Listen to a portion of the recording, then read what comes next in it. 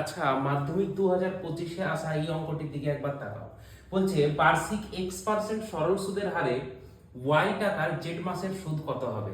ঠিক, খালি কিছুই নেই, এখানে নিউমেরিকের জায়গায় খালি অ্যালফাবেট ইউজ করা হচ্ছে। 2025-এ এসেছিল। একবার দেখো কিভাবে করব। আচ্ছা, আমরা সুদ বের করবার ফর্মুলা কি জানি? সুদ বের করার ফর্মুলা প্রত্যেকেই জানি যে SI is equal to PRT by 100, তাই তো? SI is equal to PRT by 100। আচ্ছা, principal amount, P for principal amount কত দেওয়া আছে? টাকা কত দেওয়া আছে? দেখো, টাকা দেওয়া আছে y টাকা। কত দেওয়া আছে? y। তাহলে P এর জায়গায় লিখবো কত? y।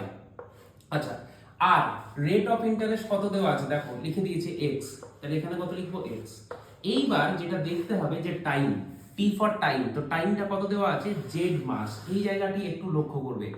এখানে কিন্তু আমাদের যেটা দেওয়া আছে সেটা হচ্ছে মাসে দেওয়া আছে, কিন্তু আমাদের সুদ বের করতে গেলে চাই কি? বছরে চাই। তো মাসটাকে বছরে করলে কি করতে হয়? প্রত্যেকেই জানি মাসটাকে বছরে করলে আমরা করব এটাকে, এই জেড কে 12 দিয়ে ভাগ। 12 দিয়ে ভাগ মানে সেটা কোথায় লিখবো? নিচে। 12 দিয়ে ভাগ মানে কোথায় লিখবো? নিচে। তাহলে হয়ে গেল জেড মাস, এখন জেড বছরে। আচ্ছা, ফর্মুলা কি ছিল? SI is equal to PRT by 100, মানে 100টা নিচে থাকবে। ঠিক। আচ্ছা, P এর জায়গায় y, আর জায়গায় x, আর t এর জায়গায় z বাই 12, z বাই 12, এই হলো 100। ঠিক।